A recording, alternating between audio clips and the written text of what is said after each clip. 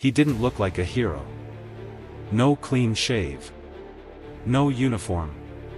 Just a worn coat, and eyes that had seen war. The cop saw a homeless man trespassing. But what he didn't see was what was inside that man's pocket. Because the moment he reached for it, he froze. And what happened next silenced the entire street. The December wind had teeth. It clawed through the alleys of downtown Cleveland, whistling between dumpsters and flickering neon signs that hadn't worked in years. The sidewalk shimmered with a thin layer of dirty slush, half-melted snow clinging to the edges of the curb like it didn't want to give up. Jackson Rowe pulled his coat tighter, though it did little. The zipper had broken months ago, and most of the stuffing had leaked out of the sleeves. He kept his hands in his pockets, fingers wrapped around two things that never left him, a worn wallet that didn't hold money, and a dull bronze rectangle no one ever asked about. He didn't want trouble. He never did. But that morning, after a night of freezing rain and trying to sleep behind the Salvation Army, he was desperate, not for money, but for warmth.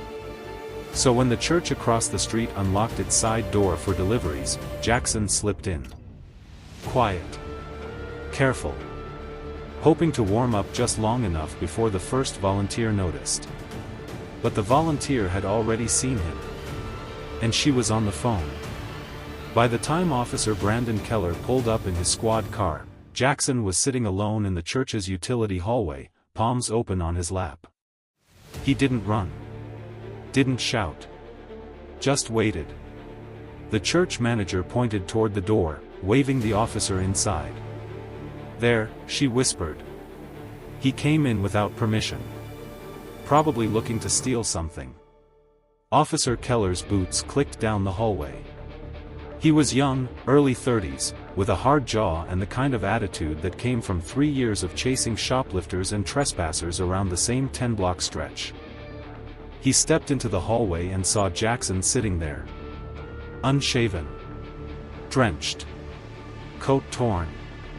A man who looked like he had nowhere else to go. Keller sighed. "All right, sir. Time to go." Jackson didn't move. "Just 5 minutes. Then I'll be gone." "Not how this works." Keller motioned with his hand. "Come on, up." Jackson slowly stood, joints cracking like rusted hinges. "I wasn't stealing. Just cold. That's all." "Doesn't matter," Keller replied. "They want you out, you go." There was a pause. Jackson's gaze dropped. He gave a nod, small, barely noticeable, then turned to walk out the same way he came in. But the manager stopped them. "He might have taken something," she insisted. "Check him." Officer Keller hesitated. Jackson flinched. "You can't be serious," Jackson said quietly. "I walked in with nothing." Keller's hand moved toward his radio. "Let's just make sure." The search wasn't violent, but it wasn't gentle either. The officer patted down the coat, the pants, the sleeves, until he reached Jackson's inside pocket. He felt something hard. Rectangular. Metal. Keller pulled it out. And froze. It wasn't a weapon. Not a flask. Not stolen goods. It was a medal of honor. The bronze shimmered faintly in the hallway's yellow light. Scratched edges. Ribbon frayed at the top. But unmistakable.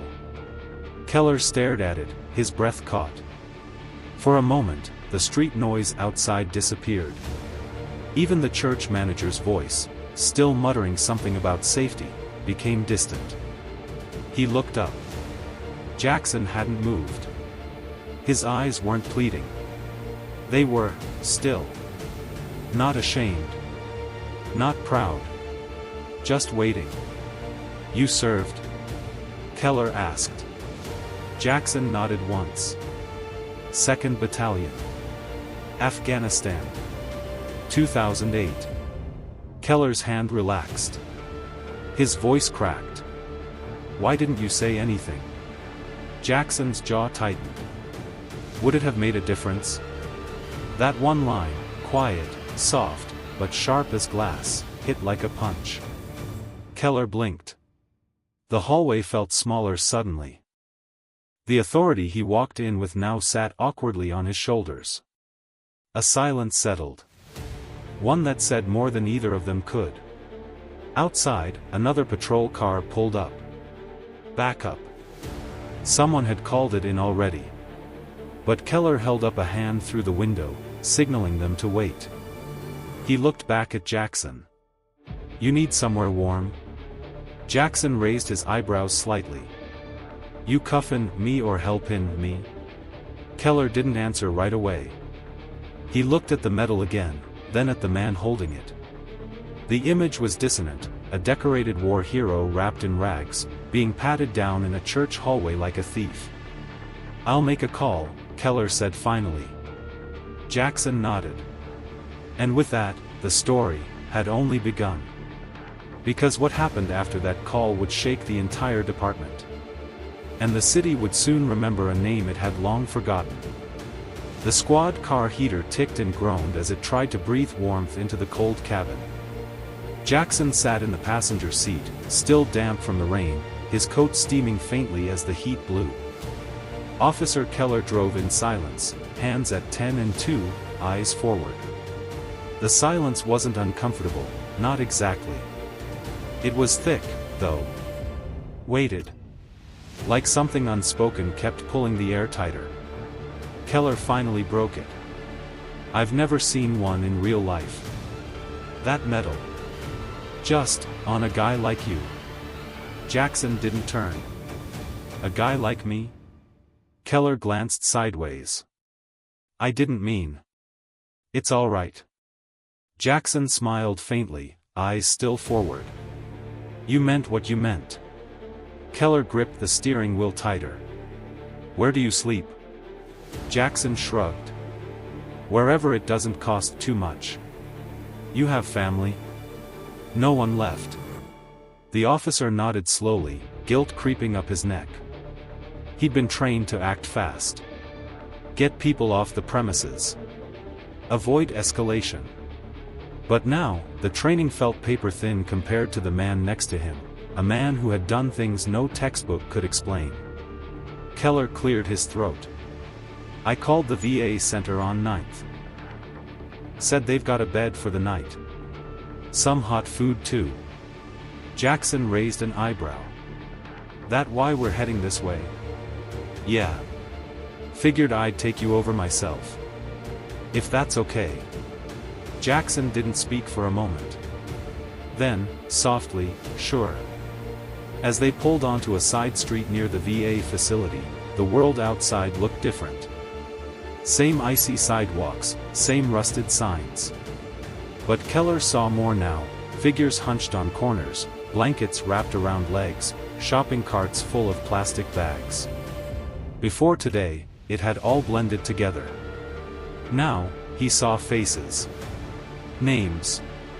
Possible medals in hidden coat pockets. "You ever think," Keller said slowly, "that people forget who built this country?"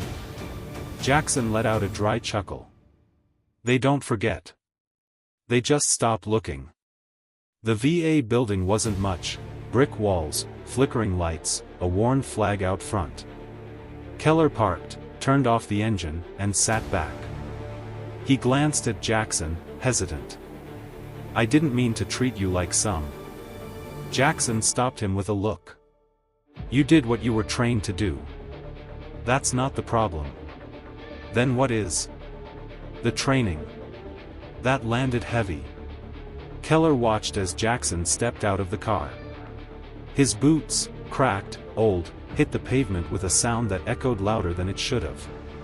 Jackson started toward the doors, then paused. "You got a pen?" he asked. Keller reached into the glove compartment, handed him one.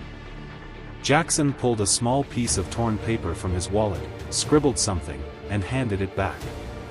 "My name. Thought you might want to know." Then he disappeared through the doors. Back at the precinct, Keller couldn't focus. The name on the paper burned in his pocket like a brand. Jackson A. Rowe. It rang a bell, faint, but real. Keller sat down at his desk and opened his laptop. He typed the name. Jackson Rowe plus Medal of Honor. The first result froze him. Staff Sergeant Jackson Rowe, honored for saving 7 members of his unit during a 2008 ambush in Afghanistan. Caught in enemy fire.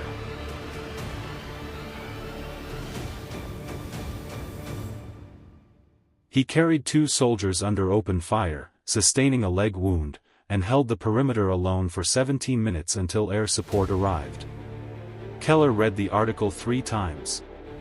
The face in the photo was cleaner, younger, but unmistakably the same man from his cruiser. That man had walked into a church utility hallway and been treated like a nuisance.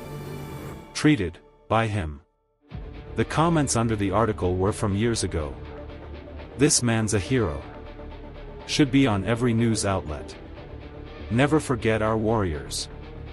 Where is he now? Keller leaned back, eyes wide. He didn't even realize how long he sat staring at the screen. The precinct sergeant walked by. Keller, you finished that report? Keller looked up. No, sir. Not yet. The sergeant stopped. That the church call? Some trespasser? Keller looked at the screen one more time. And then he closed the laptop. No, sir, he said. That wasn't a trespasser. Across town, Jackson Rowe sat on a cot with a foam mattress and a clean blanket. He hadn't had both in months. The soup was lukewarm, but it was real food. The kind that stuck to your ribs and reminded you you were alive. A nurse stopped by, asked if he had any allergies. He nodded no. She glanced at the intake form, froze at one line. Military honors, Medal of Honor, verified. She looked up, startled. You're? Jackson raised a hand gently. Please. No need. She nodded slowly, swallowing her surprise. Just glad you're here, Mr. Rowe, she said softly. He gave a small smile. Me too. But deep down, Jackson didn't feel home. Not yet. He had carried that medal for 15 years, not for pride, but as a reminder. A weight. A memory that the world had changed him, and then forgotten him. Until today. Until a young cop, doing what he was trained to do, had paused. And seen him. Even if only for a second. But what Jackson didn't know. This wasn't over. Because that night, Officer Keller made a second call. And the man who answered, had known Jackson Rowe since the war.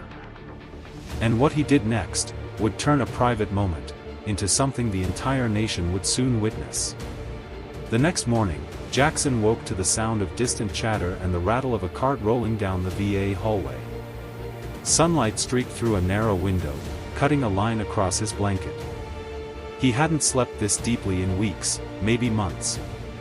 No alley noise. No cold pavement under his shoulder. Just stillness, warmth, and a pillow that didn't smell like oil or concrete. He sat up slowly, muscles stiff from old injuries, but his mind sharper than ever. There was a paper tray beside the bed. Eggs, toast, something that might have been sausage. He ate it slowly, methodically. He never rushed food. That habit had stayed with him ever since the war. Eat when you can, because you never know when the next meal will come. As he chewed, a soft knock tapped at the door. It wasn't a nurse. It was Officer Keller. Jackson raised an eyebrow. You're persistent. Keller stepped in, holding a small folder.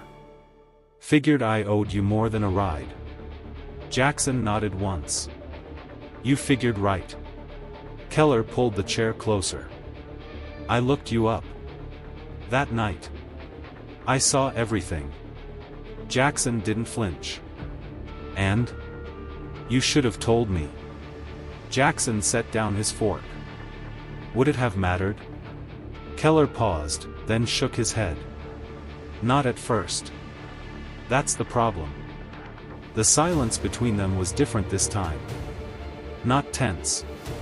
Honest. Keller opened the folder and pulled out a printed photo. It was old, slightly faded. 7 soldiers in full gear, standing in front of a burning horizon. Dust on their faces. Determination in their eyes. Jackson was dead center. Younger, but unmistakable. "This is from your unit?" Jackson stared at it for a long time. "Camp Red Rock. We called it Dust Hill." He traced the edges of the photo with his fingers. "We were kids. Brave, but just kids." Keller leaned forward. One of them, the guy with the radio pack, cried something. I recognized him. Jackson's eyes flicked up, startled. "Creed Marston?" Keller nodded. "Yeah. Well. He's not just anyone." "No, he's not," Jackson said slowly. "He was a field intel officer. Smartest man I've ever met. And now he's the one who answered my call," Keller said. Jackson blinked. "You called Creed? Didn't know he was your friend. Just knew he was connected. He said if this was about you, to hold tight. That he was coming." Jackson sat back in the bed, stunned. "He always shows up. Never says when, but he always does." Meanwhile, miles across town, Creed Marston sat behind a massive mahogany desk inside the headquarters of a private national security firm. The name on the building read, Marston Strategic Command. But few people outside defense circles knew it was owned by the same man who once pulled Jackson Rowe out of enemy fire. Creed didn't talk about the war anymore. He didn't need to. His silence held more weight than most speeches. A secretary appeared at his door. "The car is ready, sir." Creed stood, adjusting the cuffs of his black coat. "Have my assistant email the VA center. No press. No cameras." "Yes, sir." "And pull Jackson Rowe's file.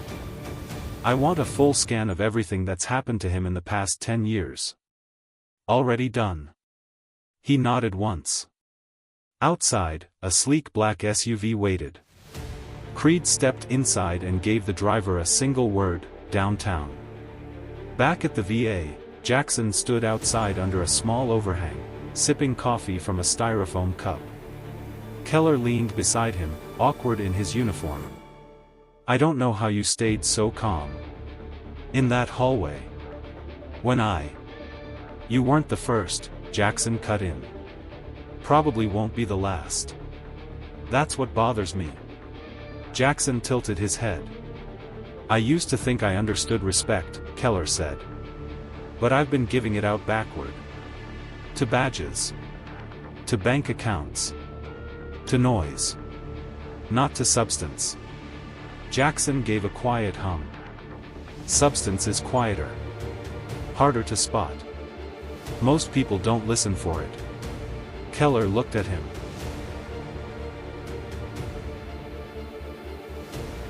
"But now I'm listening." A black SUV pulled up at the curb. Neither man moved at first. Then the back door opened, and Creed Marston stepped out. He wasn't flashy. No designer sunglasses or tailored ego. Just that steady gaze, sharp like steel. He walked with the precision of someone who still trained daily, because habits didn't die, even when war ended. Jackson stood straighter. Creed approached slowly, then stopped 3 feet away. They didn't hug. Didn't shake hands. Just stared. Jackson smiled first. "Took you long enough." Creed nodded once. "You didn't call." Jackson let out a soft laugh. "Figured you'd hear about it anyway." "I did," Creed said. Then he turned to Keller. "You're the one who called me?" "Yes, sir." Creed nodded. "You did good. That's rare." Keller blinked, unsure whether it was praise or warning. Creed turned back to Jackson. I've arranged a full review of your benefits. VA missed some things. You're also being reinstated into our Strategic Operations Program. Civilian leadership role. Desk job.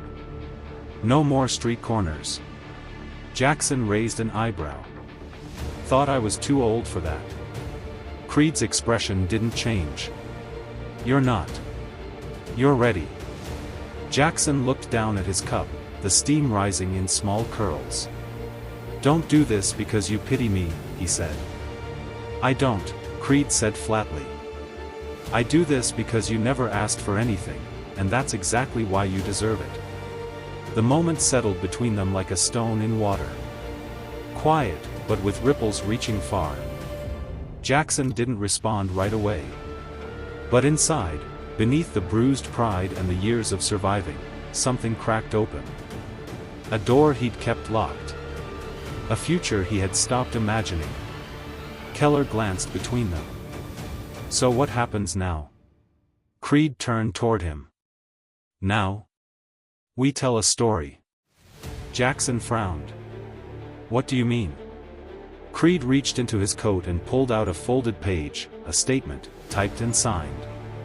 It's already been submitted. Tomorrow morning, a congressional committee will read your name into record for service oversight negligence. And every news outlet that ignored you before, will be forced to ask why a man like you was forgotten. Jackson's eyes widened. Creed. You don't have to speak, Creed said. Just stand still. The world will come to you this time. By 9 o'clock the next morning, Jackson's name was everywhere. Not trending with viral dances or influencer drama, but whispered through newsrooms, scrawled across journalist notepads, and typed into search bars by stunned readers who couldn't believe what they had missed. Decorated war hero mistaken for criminal, story sparks national outrage. Marine veteran living homeless gets unexpected justice after racist encounter. One clip, in particular, had spread like wildfire. The blurred security footage from that night outside the diner, just 47 seconds long, showed the moment Officer Keller approached Jackson. You couldn't hear the words, but the body language told the story, a black man standing calmly. A white officer stepping too close. A moment of confrontation. And then, hesitation. Then the two walking together toward the squad car. Peacefully. The video didn't capture Jackson's name. But when the story broke, the internet filled in the blanks. And this time, they didn't scroll past. Inside the VA, Jackson sat on the edge of his bed, still wearing the same boots he came in with. His phone, borrowed from a nurse, vibrated constantly on the tray beside him. Missed calls. Messages. Emails. News outlets. Former squad mates. Strangers. Keller knocked once before walking in. You've gone viral, he said, half smiling. Jackson didn't look up. I noticed. You all right? Jackson nodded slowly. Tired. But I've been tired before. Keller handed him a tablet. Creed's team sent this over. Congressional hearing is scheduled for next Thursday. You're invited. Invited to watch? No, Keller said. To testify. Jackson looked up, surprised. Keller sat beside him. Creed says it's your choice. But he made something real clear, this isn't just about you anymore. Jackson glanced down at his hands, weathered, strong, scarred. The kind of hands that had held rifles, pulled wounded brothers out of fire, buried friends. And yet, this moment felt heavier than most battles. He didn't say yes. But he didn't say no either. Later that afternoon, a car arrived. Not an SUV this time, not even government issued. Just a clean black sedan, window tinted, subtle but serious. Creed stepped out and held the door open. Jackson met him at the curb. This isn't necessary, Jackson said, motioning to the car. No, Creed replied, But it's deserved. They rode in silence for a few minutes. The city passed them by, billboards, bus stops, bright advertisements. But behind all that noise, people were noticing. Heads turned. Some pointed. Jackson saw a woman on the sidewalk tap her phone, then show her friend something. He wasn't sure, but he had a feeling it was him. "Where are we going?" he finally asked. "To meet someone," Creed said. "Someone who also used to be invisible." The sedan pulled into a narrow parking lot behind a red brick building downtown. It looked like nothing special, until Jackson stepped inside. It wasn't a restaurant or an office. It was a recording studio. Inside, standing behind the mic, was Maya Bell, one of the most influential political commentators in the country. Known for her fiery monologues, sharp intellect, and unapologetic focus on race, justice, and dignity. She looked up, surprised. "You're him." Jackson nodded once. "I thought you'd be. I don't know. Taller." He chuckled. "I used to be." She motioned toward the table. "We're live in 20. You ready to tell them?" Jackson looked at Creed. Creed didn't answer. Because he didn't have to. When the mic went hot, the broadcast spread across the country. Maya's voice led the charge. "He's not a politician. He's not a celebrity. But he's seen things most of us can't imagine. His name is Jackson Rowe. And for 20 years, he wore a uniform for this country. For the last 5, we let him disappear. Until now." Jackson leaned forward. "I'm not here to be a symbol," he said. "I'm here because I was almost erased." He told his story, not with anger, not even bitterness, but with precision. How he enlisted at 19. How he'd buried brothers. How he'd come back home and couldn't afford a place to sleep. How people looked at him like he didn't belong.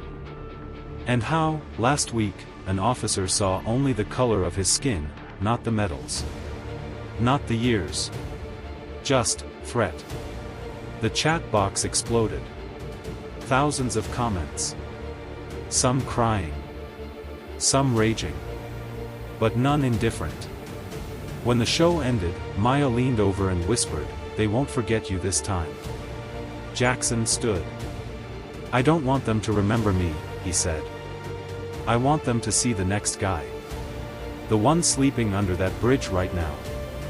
The one that's still invisible." The next morning, the precinct where Keller worked was quieter than usual. He walked in slowly, greeted by awkward nods and a few muttered, "Hey, man," greetings. He felt the shift. The silence. But what surprised him wasn't the judgment. It was the 2 folded flags now pinned to the corkboard in the hallway, alongside Jackson's picture and a note taped beside it. "We salute those who serve, even when we fail to see them." No one admitted who wrote it. But everyone knew. Meanwhile, in a modest apartment 3 neighborhoods away, Jackson Rowe sat by his window, sipping fresh brewed coffee. His boots, still clean, still tight, rested on the rug. And beside him, his service dog, Trigger, slept soundly. The world hadn't changed overnight. But his world had. For the first time in years, he didn't feel like a ghost. He felt seen. He felt steady. And next week, when he stepped onto the marble floor of that congressional hearing, he'd walk in with nothing but the truth. Because sometimes, that's the loudest weapon of all. The news broke before sunset. It started with a blurry cell phone video from a bystander, shaky footage of a homeless man being shoved to the ground by a police officer, his backpack searched, and a small velvet box tumbling out onto the pavement. The video showed the officer picking it up. Then freezing. Then kneeling. And in that moment, the world stopped watching another arrest. It started witnessing a revelation. That video, barely 90 seconds long, was enough.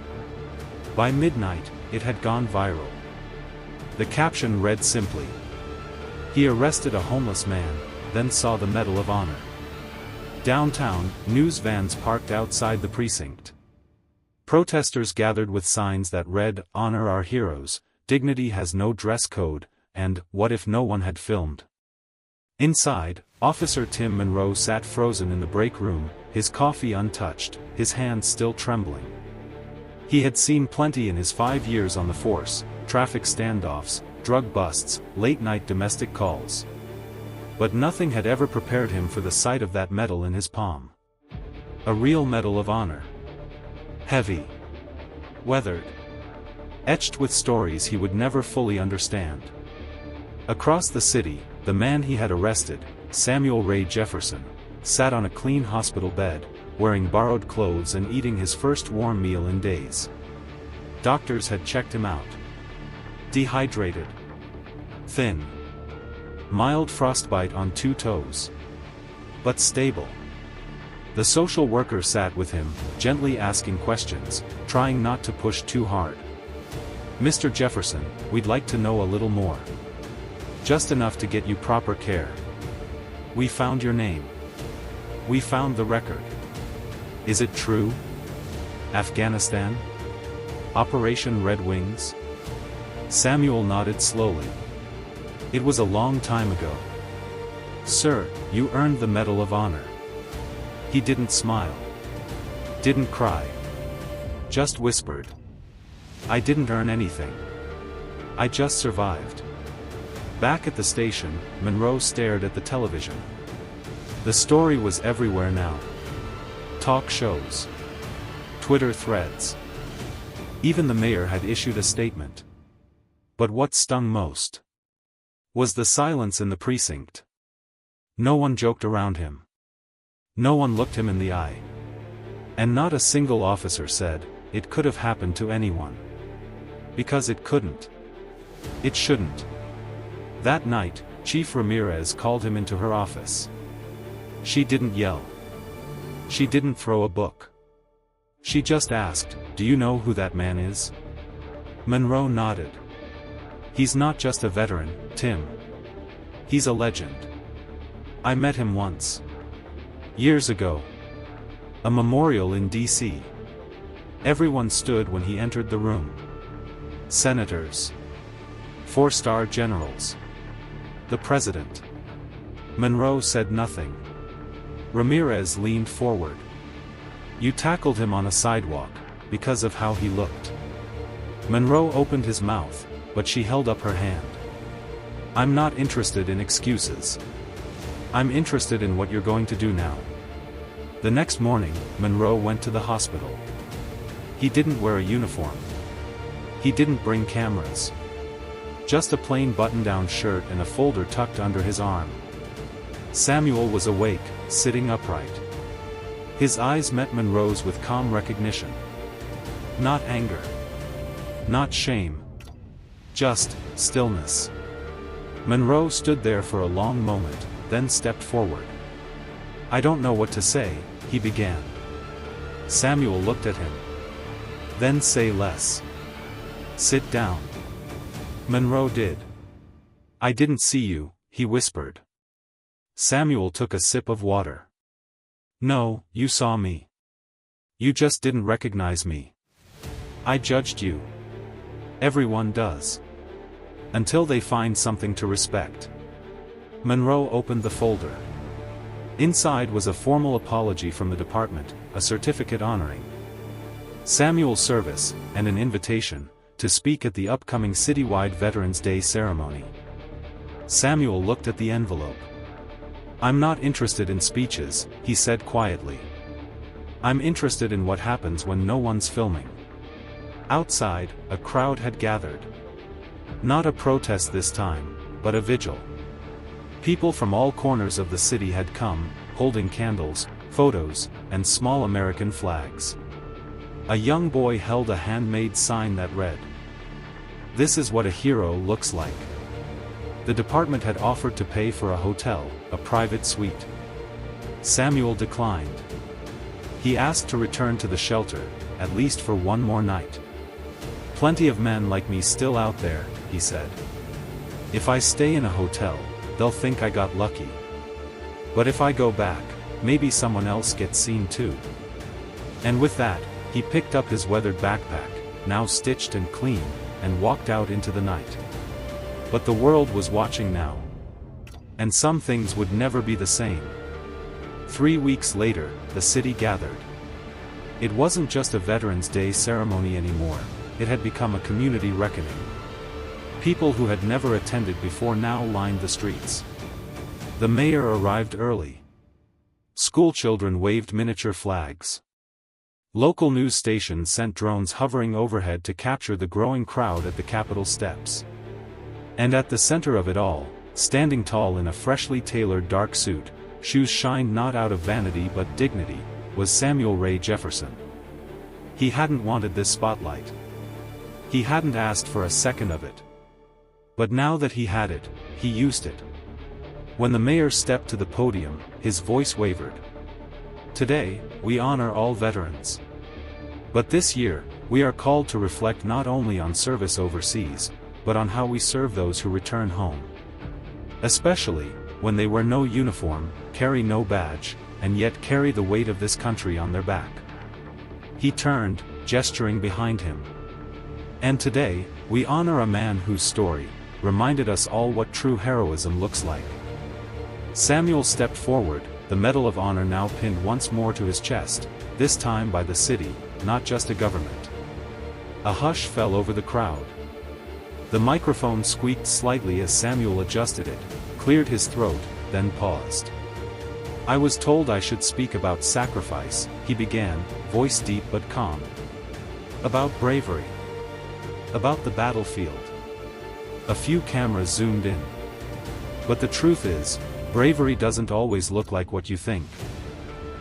He looked out into the sea of faces, old, young, black, white, uniformed and ununiformed. Bravery, he continued, sometimes looks like waking up after 4 nights of rain. Still cold. Still hungry. And choosing to try again anyway. He didn't speak long. He didn't need to.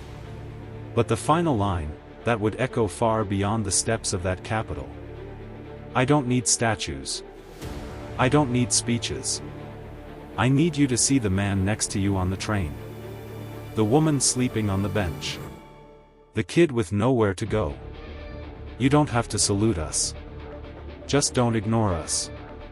The applause was thunderous.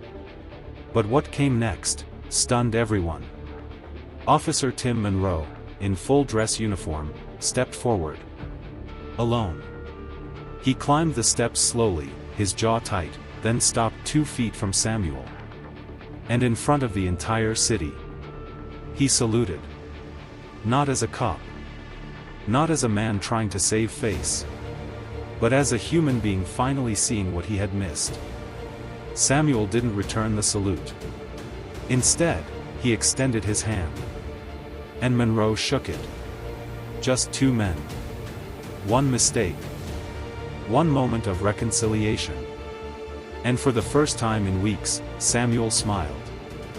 That night, back at the shelter, Samuel didn't go to his usual bunk. Instead, he sat with a young man who had just arrived, eyes hollow, hands shaking. You military? The kid asked. Samuel nodded. Long time ago. The kid looked away. I don't got anyone. You do now, Samuel said, and passed him the tray of food. Still warm. Still full. Within a month, donations had flooded the shelter. An anonymous donor paid for 15 new beds. Another provided boots, coats, and gear for the coming winter. And in the corner of the shelter's entryway, a new plaque had been mounted. It read, in honor of Staff Sergeant Samuel R. Jefferson, for serving his country, and still choosing to serve. But perhaps the biggest change was invisible. It was in the eyes of the officer who now took time at every shift to walk through alleyways, not searching for trouble, but for people.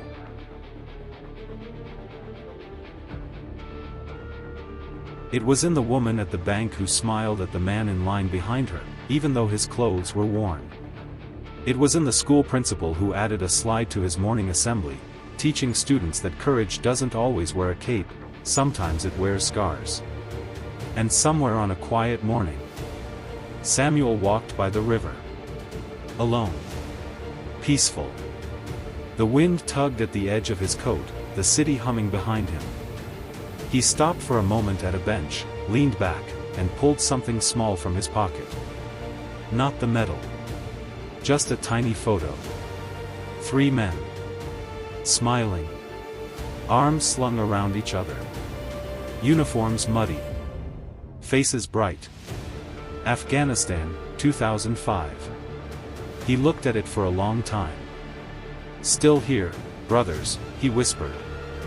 Still walking. And with that, he stood. And kept walking forward.